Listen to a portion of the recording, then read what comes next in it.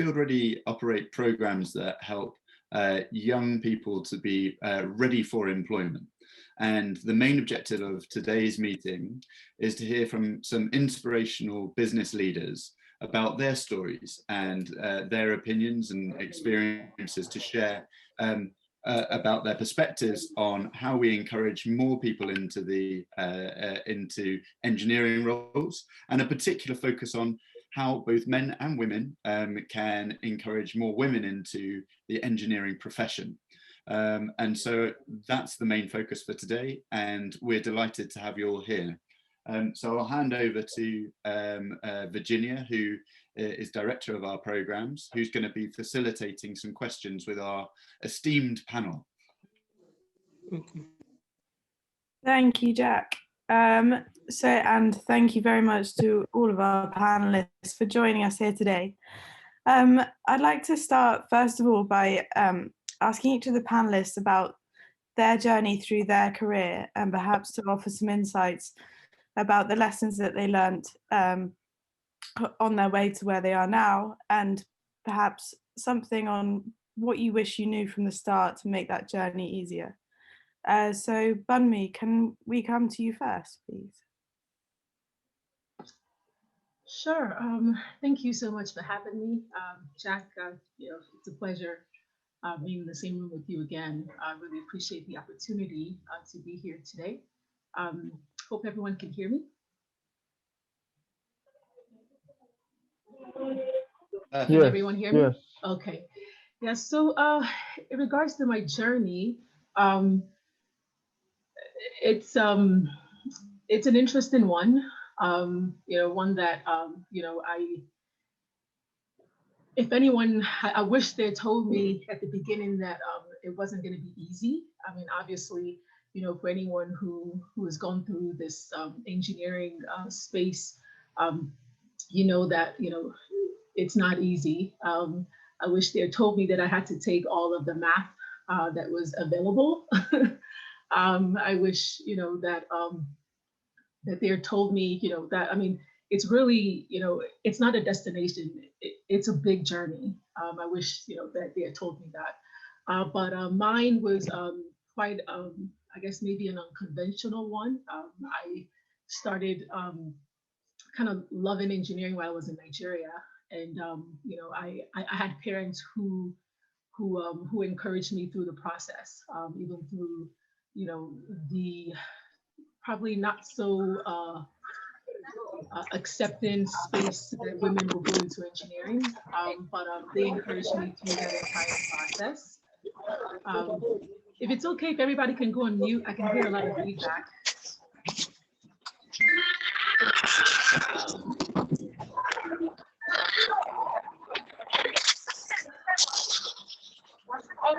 Okay.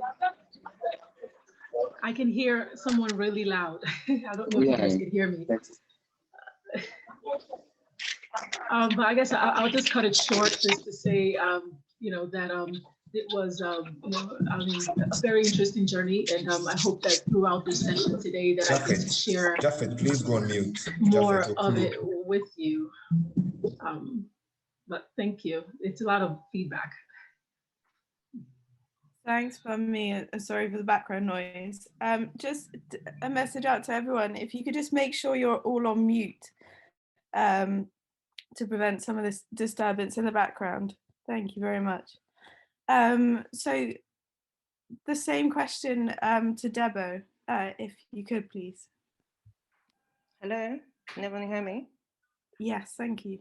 Hi.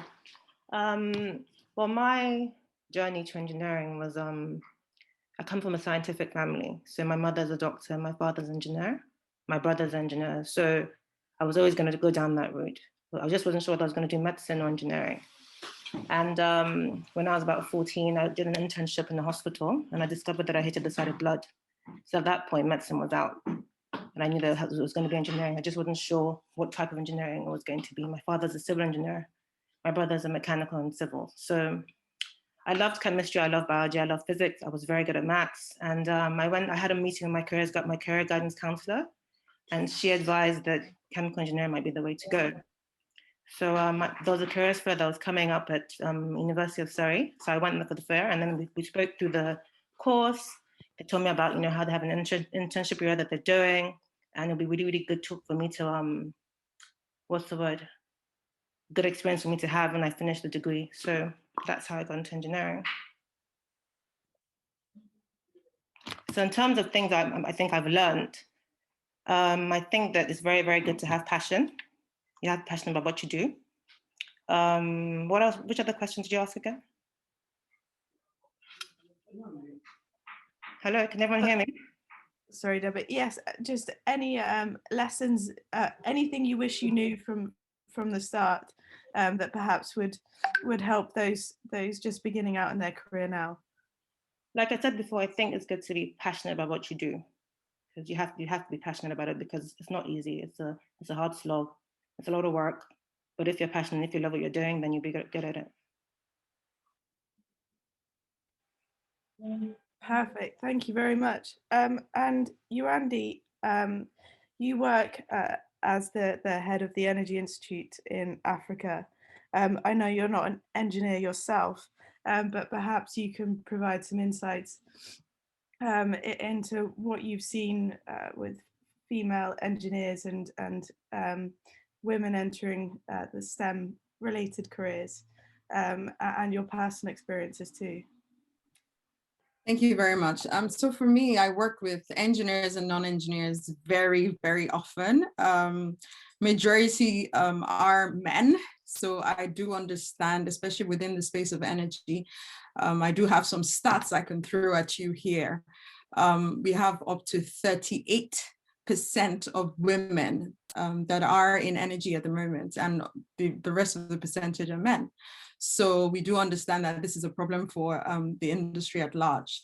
If I'm to speak from my experience, I've noticed that women just tend to not want to toot their own horns, I beg your pardon. They tend to not want to speak too much about themselves and their achievements and the things they've accomplished over the years, while the men, they tend to just go on and on about all the wonderful things they've done. So for me, it's about women coming out and just showcasing what they know, connecting with the right people. I like to say that there are different sects of women, as we say in Africa, especially in Nigeria, that it takes a village, to raise a child.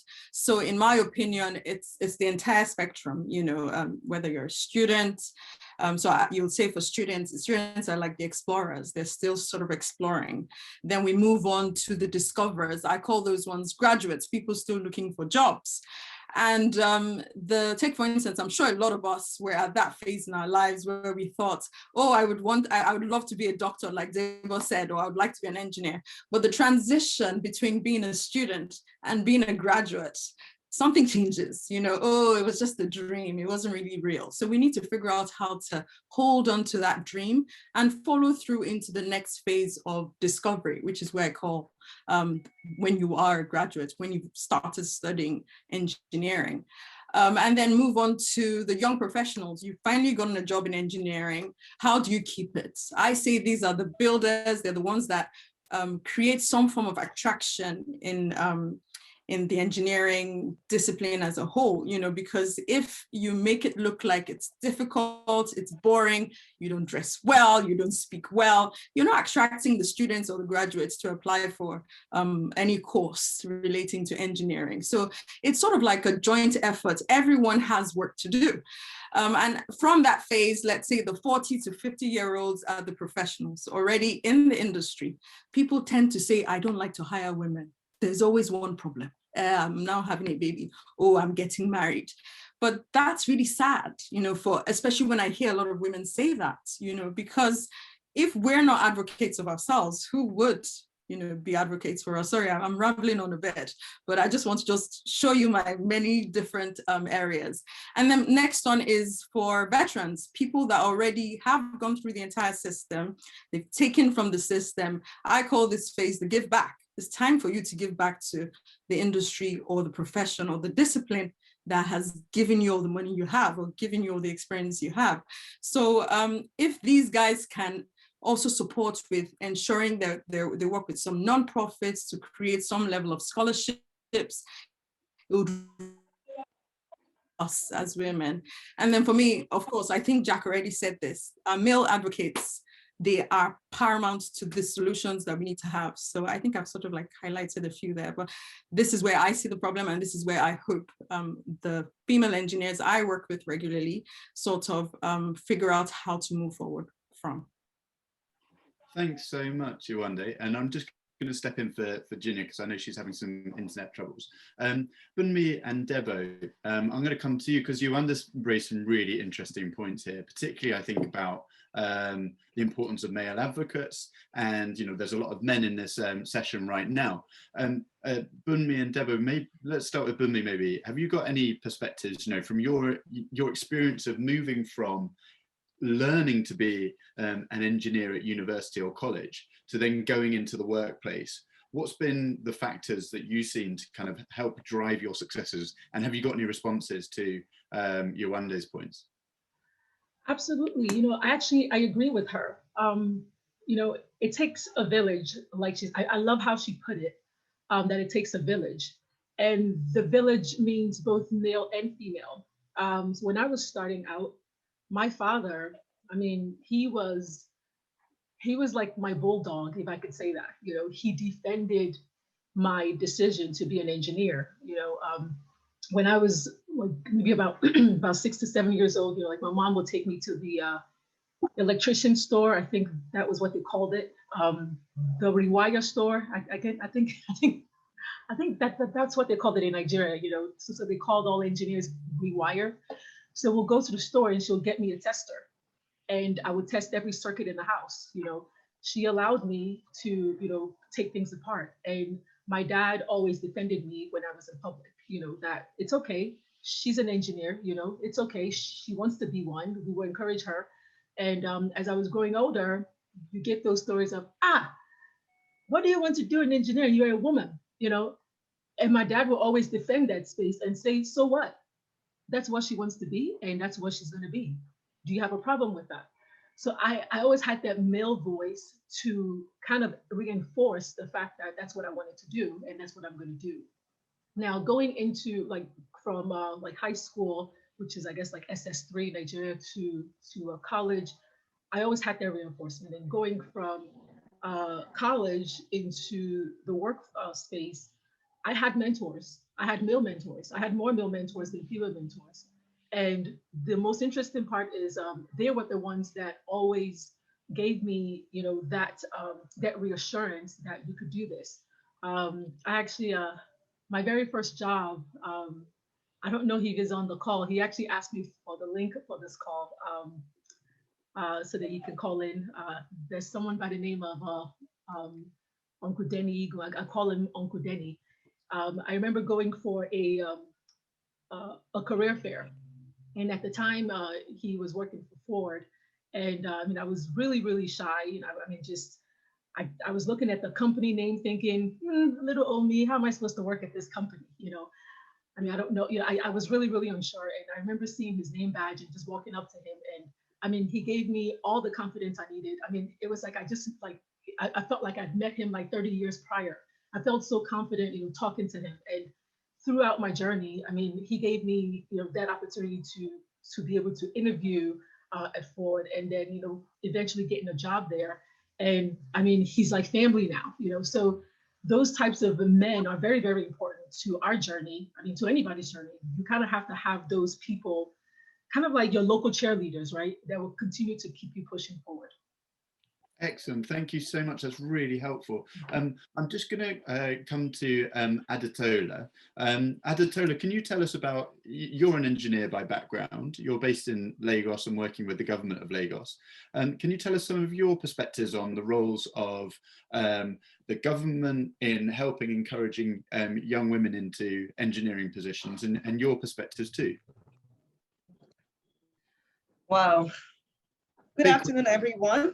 Let's see. Get some sunlight in here. All righty. We have, okay, good. I was just about to say we experienced power failure, but I guess they wanted to make a lie out of me. Okay, I am an engineer, yes, by background. I'm a chemical engineer. And when I worked at my last position, I was also a health and safety manager for an operation we had at a gas plant in Benin. But right now, of course, currently my role is in education.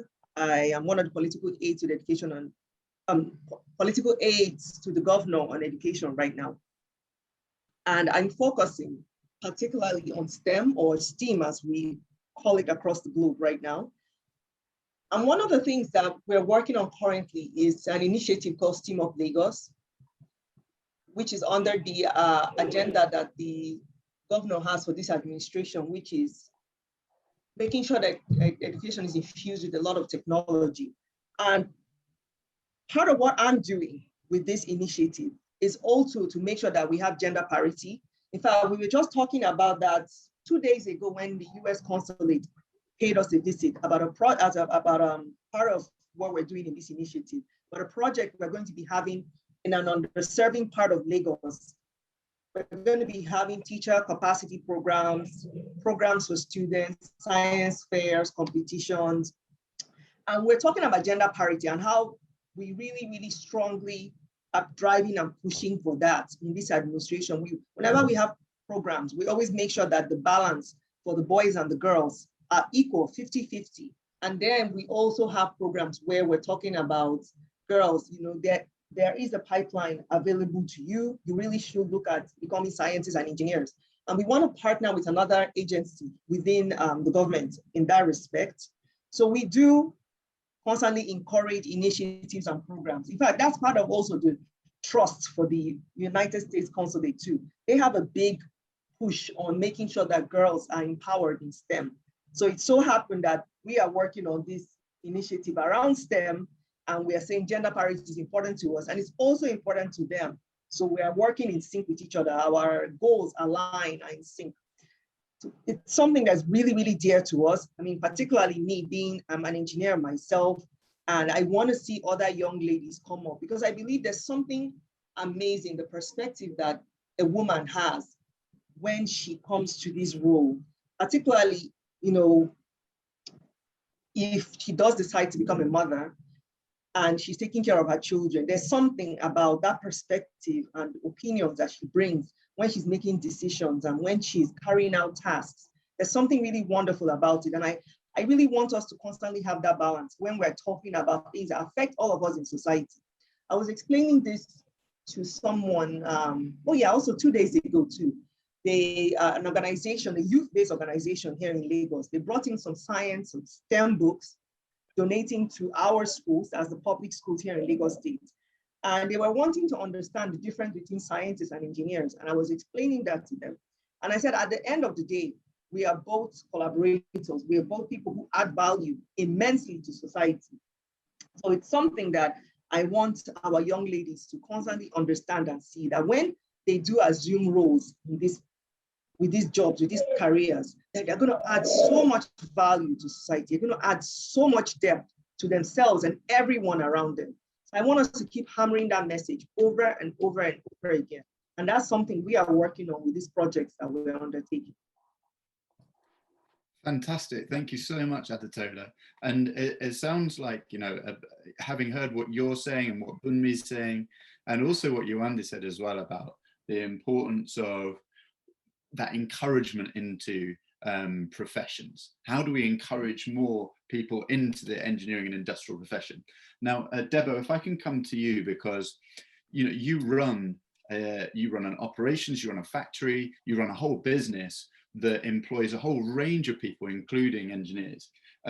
Let's talk about the role of mentors and coaches, because this is something that Yewande talked about, and also Bumi. What can young people do? And I'm conscious in this session right now, we've got a mixture of men and women, but what can young people do to go and find those coaches and mentors? Because I think some of it's a bit of a difficulty, isn't it? How do you access those coaches and mentors, and what can you do to find them? Well, I'll speak of my experience. So at university, I was very close to my my tutor. He was very, very extremely supportive of my career. If I had needed extra coaching, he'll give it to me. And then when I graduated and I started working my first job, we were assigned, I was on a graduate program, and we were assigned mentors. So at each stage of my career, or each, I guess I'll say we met maybe every 3 weeks, and we'll go through a range of skills. I had to acquire my CPD skills as well. So, and then once I became chartered, then I had to become a mentor for someone. That was just the way my career progressed. So based on learning that, having my mentors and then being a mentor to someone, when I started my business, I realized I had to be mentors to my staff as well. So a mentor can be professional, it can be personal, it can be anything, really, just someone that you connect with that can help you at any stage of your life. That's great. And Adetola, have you got a perspective on that too?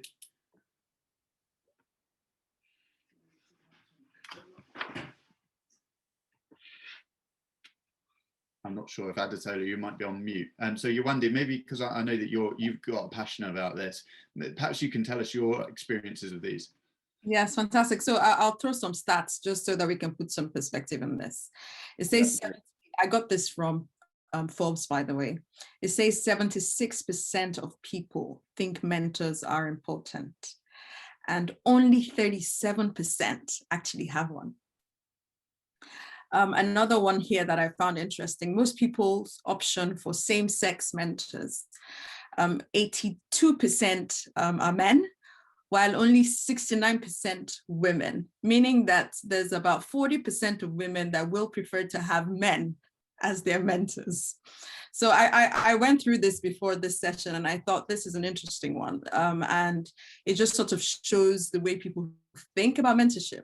For me, it's not whether mentorship is right or wrong. We all know it's right, and we all know everyone needs it. It's how. So you're asking the right question. A lot of people tend to mix the word role model with mentorship. They feel just because they like someone, they admire the person, that's my mentor. A mentor is someone that actually communicates with you regularly, checks up on you, monitors what you're doing. So the Energy Institute came up with a solution to this, and we call it the EI Connect, which is actually an online platform that mentees go onto and mentors go onto to just put up information about themselves. So it's almost like, you matching yourself with someone with similar interests, someone with similar career goals, or had career goals as you. So we need to create systems like this, where it's easy for mentors to manage their time, manage the amount of information they can give out. Because let's look at it from another perspective. It's important to mentor, but the mentor also has a job, right? The mentor also has a family. The mentor is busy. So how do you create an enabling environment for the mentor to be able to give? So we're using technology. We're trying to figure out how to communicate virtually with mentees, and also sort of document the things they're learning. If, for example, you're not happy with your mentor, you're able to actually opt out, and find another mentor. I think this is one area that once we're able to figure it out, once we're able to find, there was another stat, actually, I should throw this final one. It says only 14% of mentor relationships started by asking someone to be your mentor. 61% just came naturally. Whether we like it or not, mentorship is something that is supposed to be easy. Like Debo said, mentorship is something that just, you start speaking to someone and you realize that I like them, I want to communicate with this kind of person, I want to share my own experiences with. So I think one of the main things I have to say about mentorship here is be very fluid. Don't be too firm about it. Also, don't bug your mentor. There are different kinds of mentors, okay? There's some that have the time to speak about anything. There's some that just feel, please, make it nice and short. And also, last point here is mentorship can be in different ways. There's a peer mentorship, which is like you and your friends, people that you admire. I think those are so important, and we tend to underrate the importance of peer mentoring. That's something that we all need to begin to encourage younger girls to do. And the other one is reverse mentoring, meaning a lot of the older people also need to know some new things. They need to know what the new technology is. So that once they feel you're also giving to them, it's easier for them to give back. So it's important for you to know how best to mentor by not being too hungry. Be ready to give, and they would also be ready to give back. That's a really interesting set of perspectives around that peer mentorship, and also just not constantly badgering your mentor and expecting that. Also, a lot of mentors get a lot from the relationship the other way up, is what you're saying too. Bumi, I can see you nodding along, and same with you, Debo.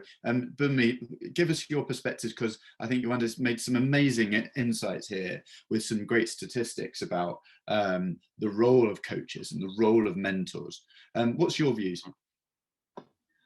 No, I mean, I agree with her. I was sitting here doing the head bob the entire time, with every point she was making. I mean, she's spot on. I mean, I have mentors, and I mean, everything she said is true. I mean, I think if on the point of mentorship, what I want everyone in this room to walk away with is, yes, mentorship happens naturally, but you can also leave some breadcrumbs, right? You don't have to just go in there and barge in and knock on the door and say, I need you to be my mentor. Well, it's a little awkward because those things develop over time. It could be maybe, you met them somewhere at an event and you get their phone number or their email. I always send an email first, and I always make sure that, excuse me, within that email, I mentioned something that we talked about that was maybe maybe they said something profound to me. I always reference that in the email, because guess what? Your mentor probably met another 50, 60, 80 people, maybe at that same event, and they ate the night after and drank their tea the next day. So they probably forgot about you. But if you made an impression and you remind them in the email that, oh, by the way, part of the discussion we had around, the statistics on COVID in Nigeria, I found it fascinating that X, Y, and Z. You have to do homework. I mean, I do homework. I research the people. I make sure that, I understand who they are as a person, what they like, what they don't like, because it's like trying to date somebody. Trying to find a mentor is like dating, right? And breakups are also hard with that, because I had to do a breakup once and it was not funny. I mean, she did not take it lightly, so she felt attacked. So you have to be very, very careful how you do it. You have to make sure that you know who they are. Leave the breadcrumbs. If they don't respond in one day, don't send another email to say, sir, or ma'am, I sent you an email 12 hours ago and I haven't gotten a response. No, give it maybe 5 days. Then you send another reminder. Good afternoon, good evening. Just trying to just have a follow-up email with you. If you're going to be in town, I'm going to be around. I mean, to be very honest with you, I had a mentor I really, really wanted to be my mentor. I drove 5 hours. I sent him an email saying, well, I'm going to be in town this weekend. Would you like to get coffee? I know what I was after. I needed that mentorship. So I drove myself to that town where he was in, and we met for coffee. So I sat there for 30 minutes and drove right back another 5 hours. Now, I understand the roads in Nigeria probably doesn't give you that much of a luxury to want to be on the road. I understand it, because I wouldn't do it either in Nigeria. But I'm just trying to show that sometimes you have to invest in that journey to get a good mentor. So I invested in mine, and it really paid off, because I mean, I have mentors. I mean, so I'll give you one example and I'll yield the mic. When I started at Ford, I had a mentor called Henry Bazet. So you can actually try to Google him. He was just he was a chief engineer at the time at Ford, and we would go out once every month. Sometimes he's so busy we'll make it maybe once every 2 months, but I will send him an email even if we do not meet. In lieu of that, I will make sure I let him know what's going on in my life. Well, now he's the CEO at Flex. So you never really know where your mentor ends up going. But once you have that relationship, then they become advocates for you elsewhere. So you have to make sure that you pick the right mentor and that you nurture that whole relationship. Because if you don't water a plant, it's going to die. but you also don't want to overwater the plants because that plant is going to die anyway, because it's either the mentor runs away or you get exhausted. Thank you.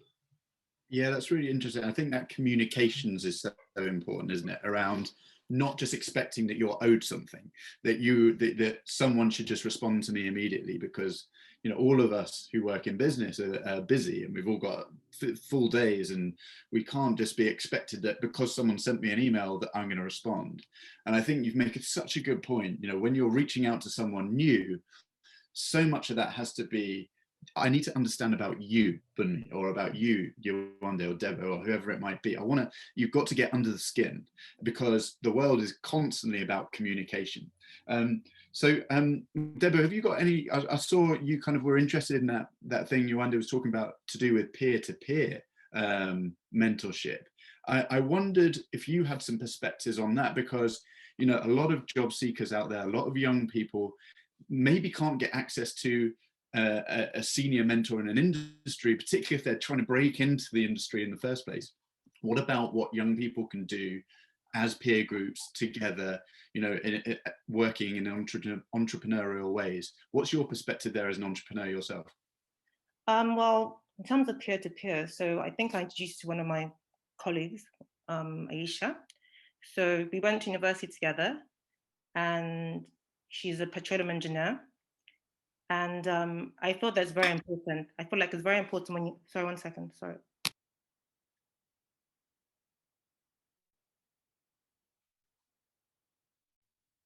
Not sure what's happened to Debo there. So we'll come back to her on this point in a second. So I'm wondering, Funlola, can you hear me at all? Because one of the things that I wanted to ask you about was, you've got a big focus on not only encouraging young women to study engineering itself, but how do we then equip young women with the skills that they need to thrive within engineering positions themselves? So how do we take young women who've gone and done a chemical, mechanical, electrical, process engineering discipline? How do you then encourage those young women to actually go into industry and do the doing? Funlola, I'm going to put that question to you, and I'm hoping if you can't answer it, I'll come back to one of our speakers, or I know that Tundan, you're here as well, and so you might have a perspective too. But Funlola, can I come to you on that? And Debo, will come back to you on the peer-to-peer stuff in a second. Okay, can you repeat the question, that how do I get the women to do engineering, or? Yeah, so it's essentially, how do we go from having young women in engineering roles? So for example, I talked to the person yesterday that Debo just talked about, her colleague from university. There were about 30 or 40 people in their class, but only 4 of them were women, and this was chemical engineering. Now, how do you then go and take those 4 young women and encourage them to go into professions, to actually get roles in industry? So what's your experience? And perhaps you can explain about what APWEN does as well. Okay, thank you very much for your question. In APWEN, which is the Association of Professional Women Engineers of Nigeria, we got this experience a lot. I hope you can hear me. Yes. Okay, we get this experience a lot about people completing their engineering education and not taking up engineering roles because they many times get discriminated against as they're about to enter. We've had people telling us, oh, the very first one I went to, when I showed up, the employer said I wasn't looking for a woman, just plain like that. So we see that bias that comes from before you even enter engineering. One of the speakers said it earlier, how the mother said, why would you study engineering? You're a woman. Even when they finish studying the engineering, they still have that experience. So what we do as an organization is kind of what Field Ready is doing, trying to help women through these kind of programs to know that there are places where they can be employed. Because we come across a lot of organizations who are looking to increase female participation in their in the engineering roles that they have, okay? And they keep saying there are no women to employ. But these are so many women saying we can't even find places to go because someone is telling us that because we are women, they don't want to employ us. So what we do is to connect those people together through a program that we have presently, you know, which is essentially for female engineers mostly. And we invite companies who want to employ women, female engineers, because a lot of companies, especially multinationals, are doing it now for the diversity that represents, okay? So through this program, we connect, we invite those companies to speak to these women so that they can have that confidence being built in them. The people the participants are usually young engineers from penultimate university year to like 3 years post-graduation, you know. So they have these people come to them and talk to them regularly through these programs.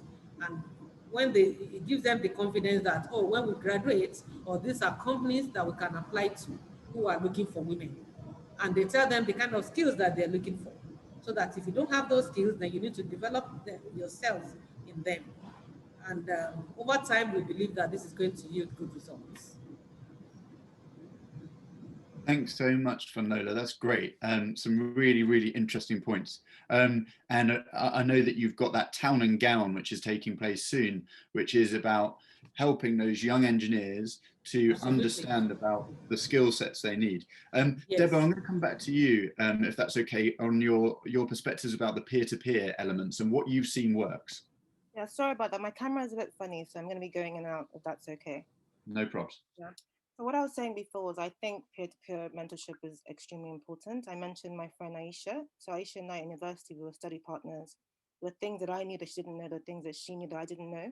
And we became better engineers as a result of that. And as we developed in our career, you know, we'll bounce back on each other constantly about, okay, this is what you're doing now. This is what you're trying to achieve now. So as well as having an older mentor, I think it's extremely important to have one that's also at the same stage of the career as you. Because as they always say, iron sharpens iron, you're bouncing off each other constantly. That's really, really helpful. Any perspectives from our speakers on that? Because I think it's such an interesting area around this peer-to-peer collaboration. Bumi, Yewande, any perspectives on that? I think, go ahead. Yewande, why don't you start and Bumi can join after that? Okay, I think my comments sort of relate more to the question before Debo's, Okay. And has to do with what role can we play to make sure that young women then come to the industry and actually be players in the industry. I think the government has a lot to do there. I have to come from my area of energy, where in those days we used to think that local content is a thing that could possibly never happen. What is local content? Which is having local people play in the oil and gas industry. But now that has been so successful due to a board that was set up, NCDMB.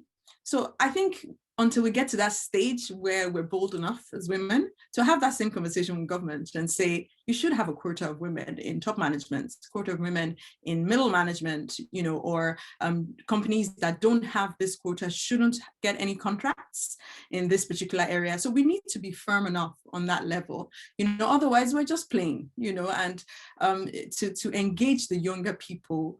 These are the kind of top level conversations we need to be having.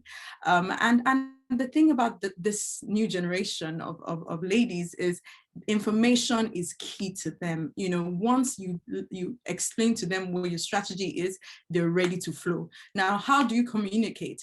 The question is, how do they communicate? Social media, you know, we've been talking about mentorship, but we didn't talk about role models. Role models are influencers. Unfortunately, most engineers are quiet influencers. They'll rather work in their silos, you know, rather than share what they're doing, share how exciting it is, communicate how this particular profession has been so good for you. We tend to be quiet. So we need to find these role models and find a way to encourage them to be influencers. Influencers don't have to be just your entertainment influencers. We can have professional influencers that actually bring people into their lives and let people know exactly what the issues they're facing are and also what their wins are. You know, so for me, I think those are the two main points I'll raise concerning those topics. Again, really interesting on the idea of, you know, we hear a lot in social media about social influence, but the idea of having industrial influencers. And I know there are definitely those people out there that we look up to and aspire to be like. And I think, you know, the call to action from industry is how can we find more people that can be coaches, that can be what we call in field ready technical commissioners, to help those young people learn about what industrial options are out there. Okay, I've got another question, if I may, to the board, and this is, you know, I know that Bumi, you know, you've got a real passion for encouraging young men and women into industry, and you've got, I think, a personal goal around a particular number. And I know that, you know, Tundan, I know you're not speaking on this, but I might ask you if your perspective too around this particular point, and Debo, as a business owner, I'd love your perspectives too. So, and this, I'm conscious there's a lot of young men and women in this discussion today, but when you guys are recruiting young engineers, and lots of the young people in this session today are engineers, when you're recruiting young engineers, technicians, operators, technical people, what can those young people do to stand out? What makes them stand out above the crowd? Because it's a very crowded marketplace and work marketplace. What tips would you give to those young people to let them to stand out amongst their peers? And we've talked a bit about peers. So I don't know, do one of you want to start with that? Or Tundan, I'm conscious, do you mind answering that question from your perspective, from as both an engineer by background and an HR professional? Jack, today is not my day. You're putting me on the spot. Always. I'm just going to listen to Bumi, to Funlola, and the team. I'm just listening. No problem. All right then. So Bumi, go on. Let's talk about your personal aspiration. What you talked to me the other day about a big number. It's a big number. So I mean, my entire goal, I think it's probably my calling, is what I call it, is to make sure that 100,000 Nigerian youths are hired into engineering. Now, it seems like a large number, but it's actually not. I mean, we have about 87 people on this call right now, and that's, you know, a fraction of a fraction of a fraction, right, of the amount of people that are out there. Now, what I look for, and I guess I can give you a backdrop as to why I say what I look for, is I'm working on a project in Calabar right now, where I'm heading up a manufacturing facility that we're rolling out in the renewable energy space and also in oil and gas. Now, I have been coming across a lot of resumes, and I've been meeting quite a number of Nigerian youth. And I mean, I've kind of been in this space maybe for about 3-4 years now, you know, at a very small scale, building an agriculture product. And my biggest, I guess I have a few big things, right? If you want to stand out, one, you kind of have to be extremely aware. And when I say aware, like right now, we're on this call right now. And anyone who knows me, I mean, I'm a very, very blunt person. I'm a straight shooter. And it's not because I want to be, you know, this nitpicker, but I think I'm also looking at these names and I'm looking at faces of people that are online thinking, oh, you know what? This person is paying attention. This person is not distracted, or this person doesn't have this extra person in the background that's trying to look into the camera because they think they're actually on a professional call. You know, this person didn't come in to make, you know, this big fuss and disrupting the entire, you know, so I look for so many different things because of the space we're in. We know that there is a skill gap already. Once you come out of the university in Nigeria, you know, I can talk about the curriculum in another whole session for about 2 hours. Jack and I had this conversation, but I look for those things. I'm not looking for somebody who's already ready-made, who has everything set and knows, how to operate every equipment. No, I'm interested in people that are willing to be taught and people that can actually take instructions, people that are open-minded, people that don't feel that they have to be completely afraid of me, but that we can actually have a good discourse, that we can actually have a conversation, we can have a dialogue. I can say something about a design and you can come up and say, you know what, I like that design, but can you look at it this way? Or, oh, the world has moved on, to this design. I really want to have a good relationship with whoever I'm looking to hire. Then also, in terms of the resume, I want to go back to that. I've seen a lot of resumes and it's really discouraging. I think, if you're looking for a full-time role, you have to spend some time. And you might even, I'm not a resume writer. I have to raise my hand to say that. But what I know how to do is find people who can help me write it. When I started, I didn't know how to interview. If you ask me a question, I will tell you that, just flat answers. Look for people that can actually do mock interviews with you, people that can actually, help you. There's nothing wrong with practicing how to respond to questions. There's nothing wrong with that entire process. Make sure you do that. That's an investment in yourself. That's what I'm looking for. I'm also looking for, people that when they come in, they're ready to contribute. I mean, the major part of what we do as entrepreneurs is that we also look for people that are like-minded, that can roll up their sleeves. I mean, I wear about 6 different hats right now. Yes, I'm a full-time engineer, I guess a principal engineer at Raytheon, but I wake up at 4 o'clock in the morning and I start my day to start working on this project in Calabar. I'm in 3 a.m. meetings. I need someone that could also be able to say, okay, you know what? I know where I can fit in. I know where I can help and, roll up your sleeve and be a contributor to the entire process. I mean, I'm hoping that this project could probably help me with about 5,000 engineers when we're all said and done. But it's just scratching the surface. And I'm looking at all the names of the people on the panel here. And I mean, I'm like the most excited about this opportunity to even be on this panel because, we're meeting people from government, people who are in industry, people who are actually, an organization that's built to help women be in this space. I mean, I see them as all members of my tribe, like people that you guys that are on this call should be looking at to say, okay, I'm seeing these names, I'm encouraged by them. Let me go look into what they're doing. How can I contribute to this? How can I expand this? Those are the kind of minds people are looking for. We're all busy, right?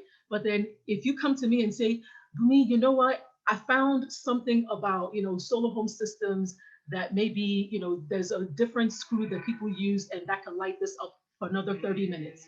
You will stop me in my tracks. I'm listening. At that point, I'm listening because now you're bringing something of value to my table and I'll give you an hour of my time versus just saying, oh, so good afternoon, Ma. I just want to say hi. Okay, hi, bye, right? So think about how can you contribute to whichever system that you want to be a part of. Thank you.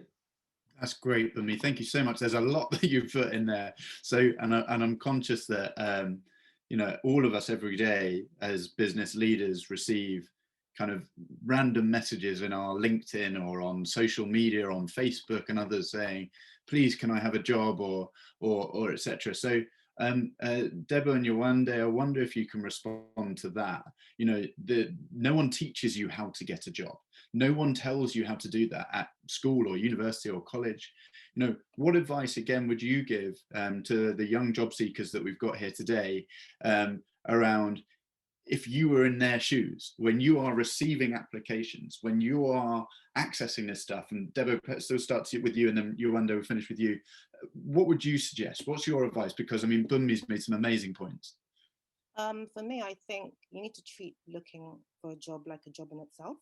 You need to be proactive, focus on the industry you want to apply to, get a list of all the companies in that industry and target each of them one by one, tick by tick. Even if they don't have opportunities on their website, still email the HR directly with a CV. So you need to be proactive. A job is not going to find you. You need to look for a job yourself. So you need to treat it like a job. That's my advice. Okay, that's really helpful. So treating job seeking as a job, yes. Creating it like a 9 till 5, and researching those companies. Exactly. Okay, fascinating. Thank you so much, Yewande. Yes, I think I'll answer this in two parts. The first being, I work for the Energy Institute. My answer here is very simple. You need to join a professional organization like the Energy Institute, where you can automatically network with professionals. That way you're actually engaging with industry very often. Most professional organizations like the Energy Institute offer trainings, different capacity building programs. So you can also develop yourself as you are networking through conferences, through webinars like this, so it's important to connect to a professional organization that is related to your profession. It's very, very important. Some of them also do mentorship, and then they can also connect you to the right mentors. The other side has to do with my life. I'm a non-engineer, but it may be interesting to just hear what a non-engineer thinks an engineer should be doing. I started with the Energy Institute, believe me or not. As a student, I was trying to finish my dissertation. I'm an energy economist and I needed data. So that was my first time going to the Energy Institute as a student, very excited, looking for data, found my data, did all the things, finished my dissertation with a distinction. So it was, I think, my third year in a company called Deloitte at the time. And my partner, who is my mentor, had said to me, I'm going to this meeting with Energy Institute. I'm like, yeah, I know them. I got my data from them. And while I was in that meeting, they were just looking for people to sort of like support the board. And I put my hand up and they were like, what? I think at the time I was just confused and slightly asleep. But I decided to do it. And I volunteered with the Energy Institute for more than 6 years while I was still working. So when I decided to start when I found mommy life complicated, I have 3 boys, I had to leave my job at Total. So I was at home. And when Energy Institute decided they wanted to start a branch in Africa, I applied. So where am I coming? What's this story about? It's important for you to volunteer. It's important for you while you're looking for a job, especially. Find somewhere that you can give back. Find somewhere that you can, rather than sitting at home and being on Instagram, there's nothing wrong with that, by the way. Why don't you go and look for an organization that you can say to them, I'm happy to work for you free. I'm happy to give my time and give my effort to this. Most of the people I've met that are so instrumental to me right now within the energy sector are people I voluntarily served. Someone I just said, oh, can I help you with that? Oh, you're organizing a conference. Can I do this with you? And I've built such strong relationships with them that right now they call me for things and I'm like, you know what? Why not? So for me, 2 things. First one, join a professional organization. And the second one, volunteer. Find a way to give back and the system will give back to you when the time comes. That's a really helpful and inspirational message, I think it's really, really interesting. Alongside what you said about being willing to be taught, willing to learn, and I think Bumi was saying the same thing around that. Okay, I'm just slightly conscious of time, so I think we'll finish with this kind of final thoughts and final questions, which is, part of this panel was around, how do we encourage the next generation of women into engineering pathways? There's a big focus around that. Now, in this session, we've got a lot of young men and some slightly older men as well. So from my final question to our panel of speakers is around some advice. Again, a bit more advice. What would you say to young men about how we can create an inclusive environment alongside their peers and women, and to help those peers and young women into the engineering profession as well? What can men be doing to help have more women into the industry? And I appreciate that's a difficult question. So Bunmi, I'm going to come to you first because it's a hard question and you're a doctor. Well, I think I can speak from the perspective of, the people that have actually helped me, right, along the way. I think for the young men on this call, I think if you don't walk away with anything, I guess I've said that already. So this will be the second thing you can walk away with, right? You move higher by lifting other people up. And I understand the Nigerian culture, you know, the old one. And I actually think that we're turning a corner at this point, that we're more conscious of our biases, right?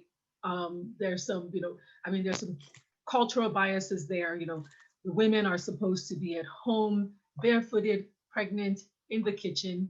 That's what my mother did. That's what my grandmother did, everything else.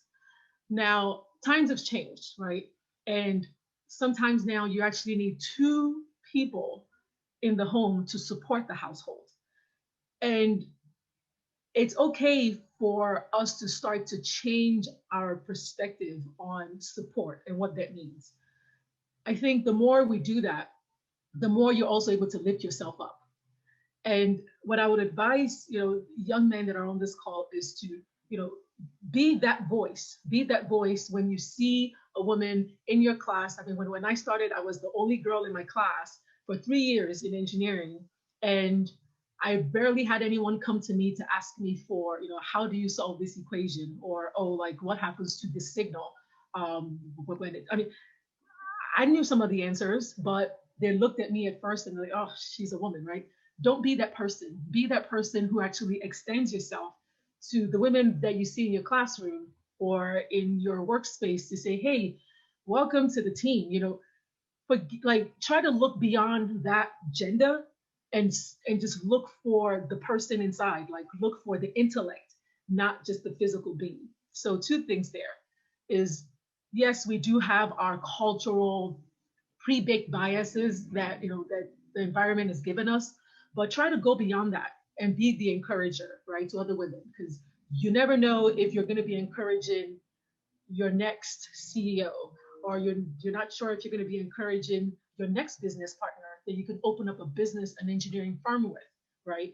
And with the way the world is going, you know, you might need that, you know, woman on your team. Now you have the go-to person. And then of course, you know, the other part is, you know, just, I don't know how to say this without, you know, sounding too gender specific, but yeah, just be that encourager to the women in your space, bring them up, acknowledge them. Just don't be that person that's pointing at them to say, oh, like, what are you doing?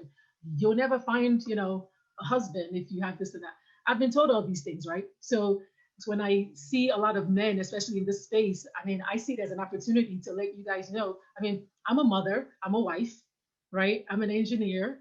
And beyond that, you know, I'm building, you know, a multi-million-dollar company in Nigeria with the help of, you know, my own chairman. I mean, these people that have put me in the places I've been, they've been men, right? And they don't feel threatened by it, right? They're pulling me up because they're already up there. So be that person. Thank you. Thanks so much. And I think we might have Angela with us from the NCDMB. Angela, I wondered if you are here, perhaps you could kind of give us a bit of an insight into some of the activities that you've been doing at NCDMB to encourage young Nigerians into the workplace and some of the initiatives. Hello, everyone. I just joined in very late. Can you hear me? Yes, perfectly. Okay, great. I joined this this webinar just about a few minutes ago because I had been invited, but I had a meeting exactly at 12 o'clock, so that's why I couldn't join earlier. What I do is capacity building. We try to build the capacity of everyone, and where we are at the moment is the Niger Delta, where we have youth restfulness. I mean, we have a whole lot of them, and because of the peculiarity of Nigeria and where we are, a lot of them are not employed. So what we try to do is to get them to get them to do some trainings and to actually bring in their best. We discuss with them. We want to find out what exactly they want to do. And really, outside here, we have Nigeria generally, I should just say, we have a lot of people that are unemployed, and a lot of them are engineers. But what we are trying to encourage in them is to be to get self-employed. We're doing entrepreneurship and introducing them to different things that they can actually do on their own. We really do not differentiate between the male and the female. We try to encourage everybody, but we find out that you don't have a lot of females coming up. So we actually pay particular attention to females to please come on and be in the workforce. Some of them just they either get married or they just stay back. They're a little bit laid back, but they're coming on gradually and creeping out from wherever it is that they are in. We actually go out and look for them.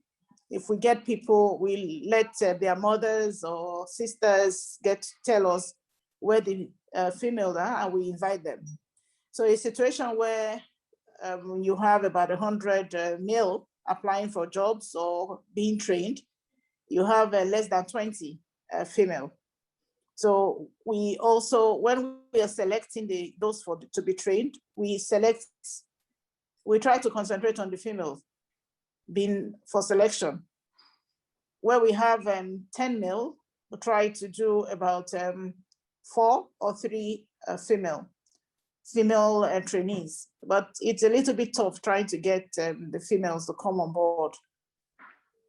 Yeah, I think, thank you, Angela. That's really helpful and good for people to understand, that the Nigerian government through the NCDMB is funding initiatives to help training people for employment. And as you know, we're trying to finalize with NCDMB for the cohort starting in Yabatech very soon. So I just heard one thing, kind of the final thing, I think is a really fascinating point that's been put on the chat, and I saw your comment back, Bumi. And this is affecting quite a number of the people who are here today, which is around accessing industrial experience, internships, some form of experience.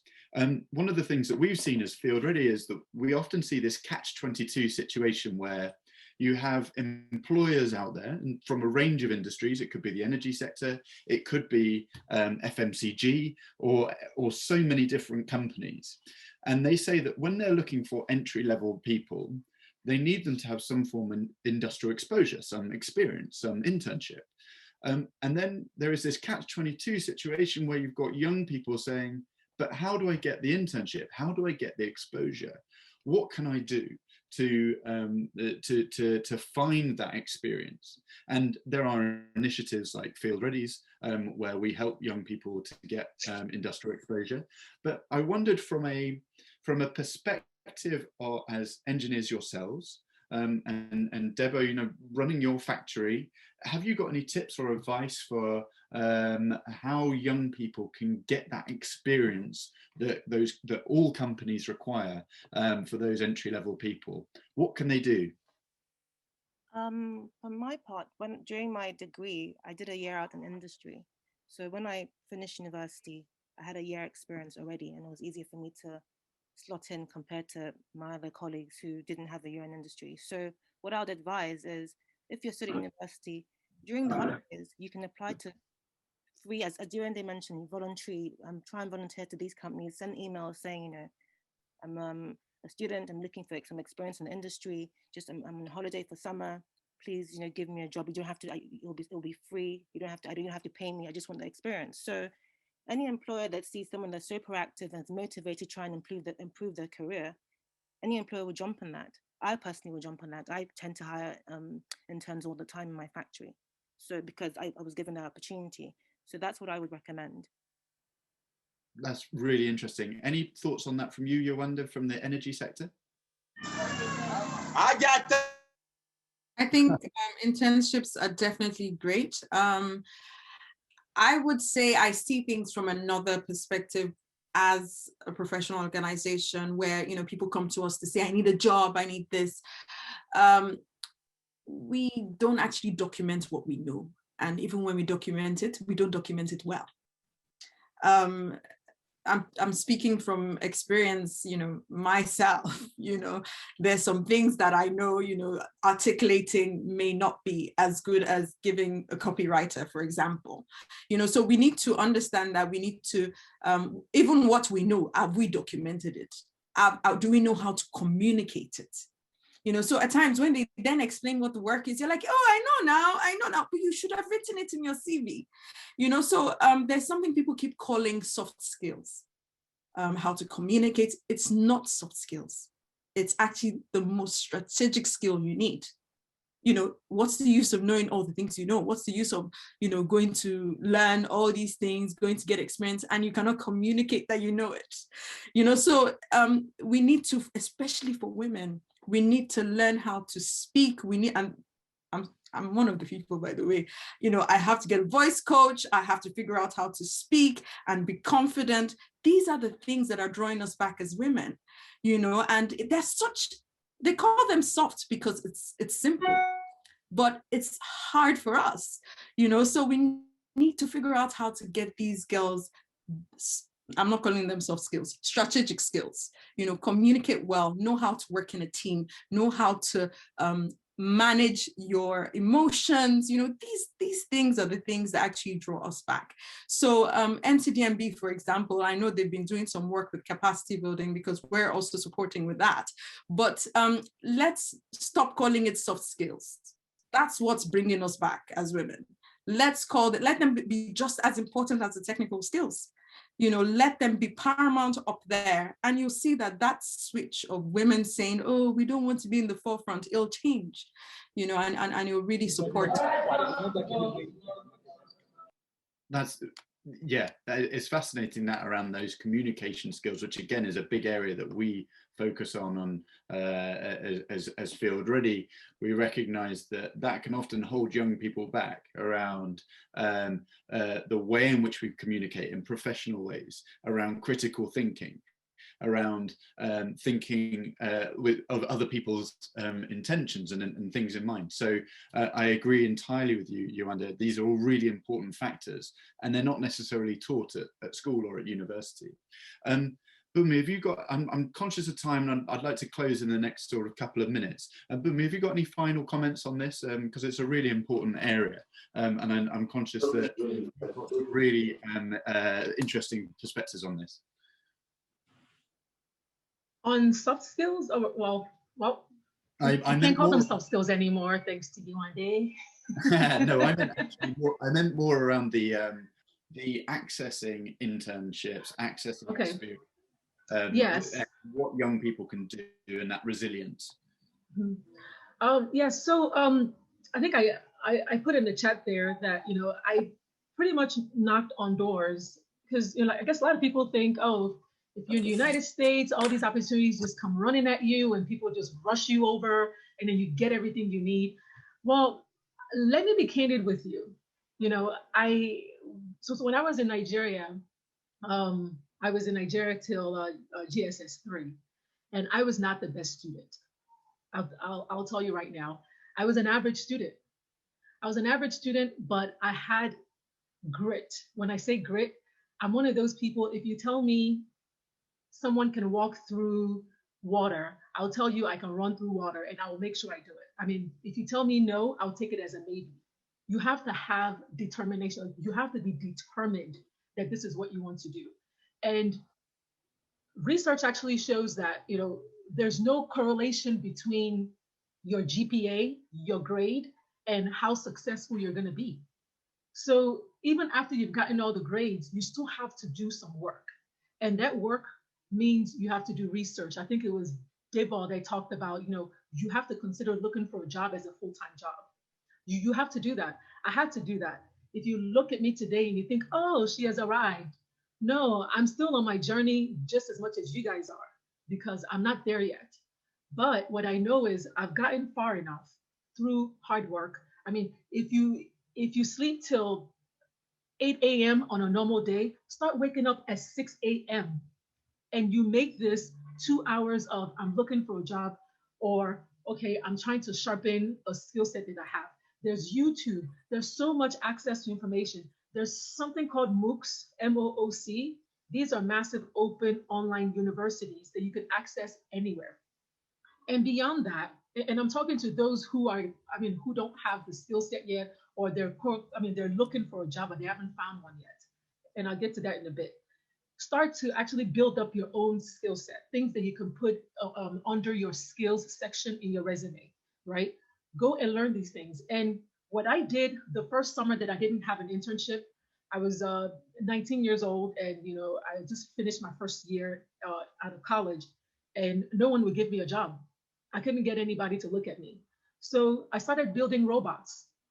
I had my soldering iron, I built a radio, I built a clapping light. I just went to the electronics store and bought the pieces and started putting it together. So guess what I did with my resume? I put it on my resume. I am able to build a robot. I built this to do that. And by the next year, I got one call, and I told them the story of, okay, well, I didn't get one last year, but while I was waiting, this is what I did. Because if you have that gap year and people are looking at your resume, you graduated in 2019 and it's 2021, and then there's nothing. When you go to an interview, then you tell them, oh, well, I was looking for a job for 2 years. What were you doing while you were waiting? Did you start a business?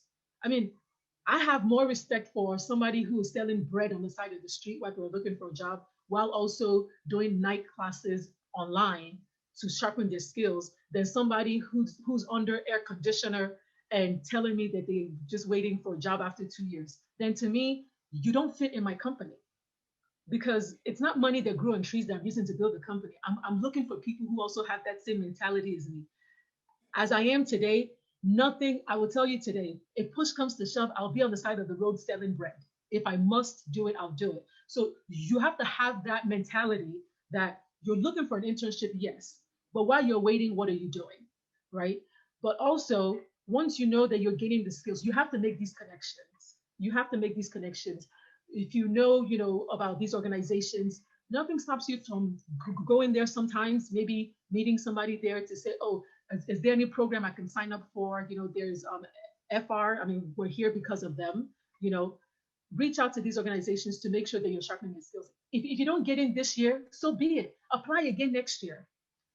It's just a delay, it's not denial. Don't quit there.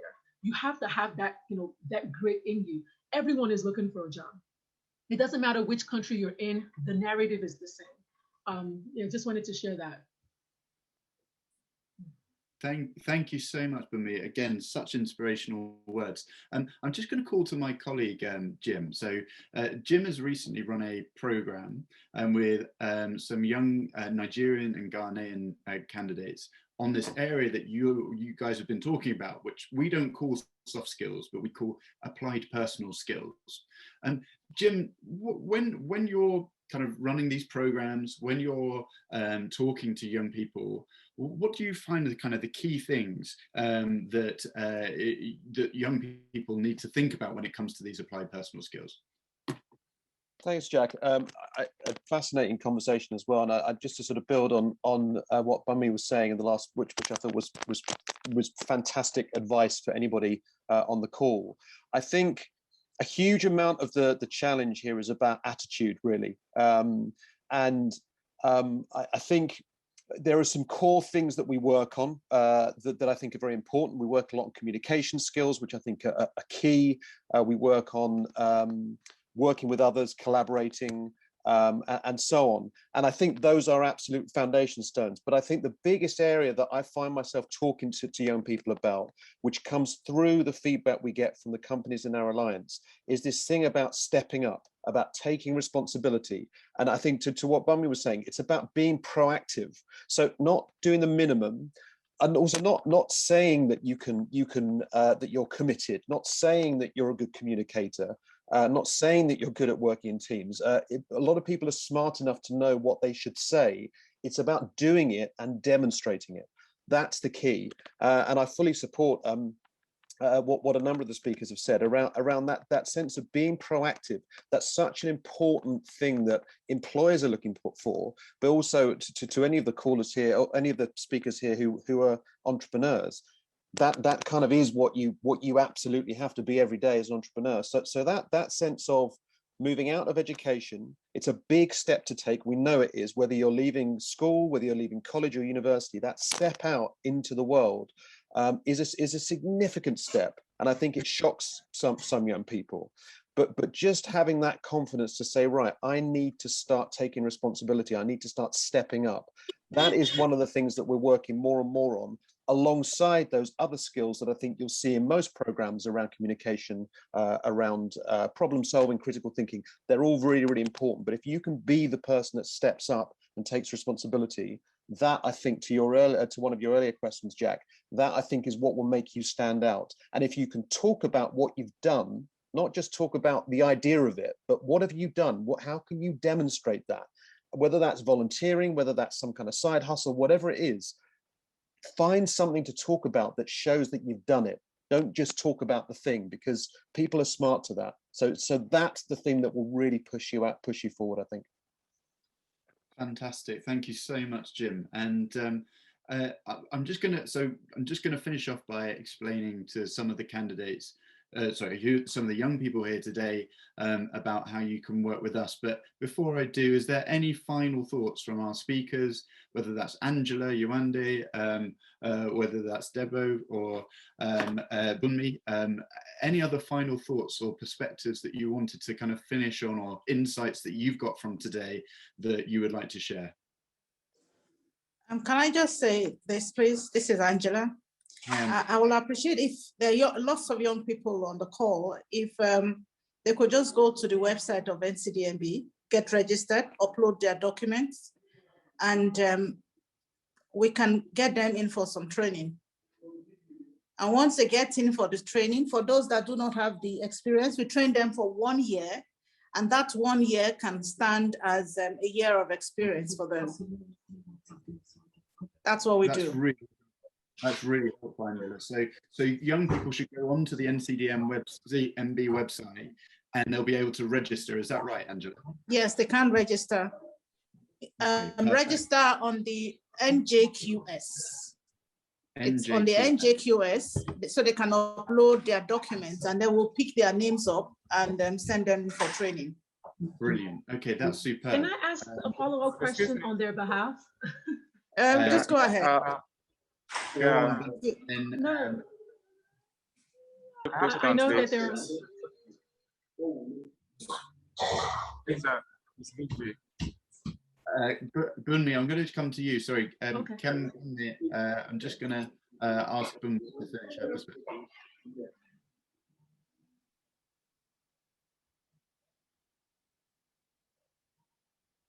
Yes, please. Sorry, Bumi.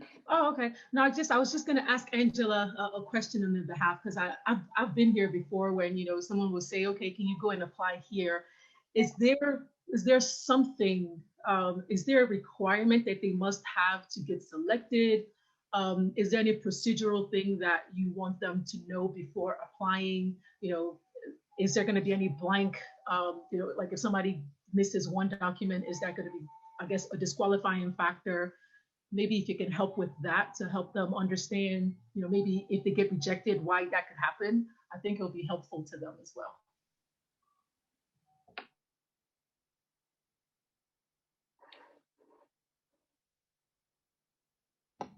Oh, sorry, that was for Angela. I don't know if she's still. Yeah, okay. What we expect them to do is to ensure that they get registered on the database of NCDMB. And if we do select them, we take them through the process. If they're selected for whatever training that we bring forth, we'll get them to do a computer-based test. And it's the computer-based test that determines whether they will qualify for training or not. Because there are so many of them, we also make them undergo a face-to-face test or a virtual interview after the selection test. And that is after the computer-based test, they undergo a virtual or face-to-face interview. And there will be a panel, and once they qualify or they pass, we'll send them for the training. Nothing is expected from them apart from that. It's either SSCE or graduates. But because we are in an oil and gas environment, we prefer to we have more trainings for engineers than for social science disciplines. I hope this answers your question. Thank you. Yes, it does. It does. I just wanted to say, so for all the people listening, I get so excited when things like this happen, right? Because you've just been presented an opportunity, right, to apply for something. So which means what you need to do now is just don't go and apply right away just because they said apply. First, go and understand what this test is about, because you just heard now that there's going to be some type of a computer-based test. Just don't go and apply for it right away. Get to go and research what that test is about, what's expected of you. You might have to brush up on some things. Just don't go and rush into it just because you need a job. Make sure that you arrive at that point prepared before you go in, to give yourself the best chance to even get into the next step of the program. Just wanted to put that out there. Thank you. Yeah, I totally agree with you, Bumi. Thank you. And thank you, Angela, as well. Yewande or Debo, any final things? Otherwise, I'll finish up. Yeah, Jack, thanks for inviting me. I just wanted to just remind everyone of the importance of mentorship, because I think we've sort of like spoken past that. If you do have time, check on our website, Energy Inst. You can automatically go onto the system, and then we connect you with a mentor within your field. So don't leave this place thinking, oh, I don't know where to go to for a mentor. We've given you a fantastic way to do that. So thank you, Jack. Great, thank you, Yewande. And Debo, any final thoughts? I think similar to what Angela said, that with my company, we're constantly looking for recruiting for internships. We're currently looking for graduates. So I'm going to put our HR's email in the chat and apply. And perfect. Company. Thank you so much. And thank you. Oh, go on, Yewande. Sorry, I know you've got one last point. I have a young professionals network. Some of them are here. They're going to kill me if I don't mention it. You can join the network also, and just make sure that you go to their meetings, go to their sessions, and network with your peers. Thank you. And we'll try and collate this information as well. And just to be clear from Field Ready's perspective, how we can help all of you is a number of ways. The first thing is that Field Ready has a platform, but that we are rebuilding at the moment. So in the next month or so, we'll have a new platform where you can access for free training resources, advice, help about your CVs. You get access to these webinars which are recorded.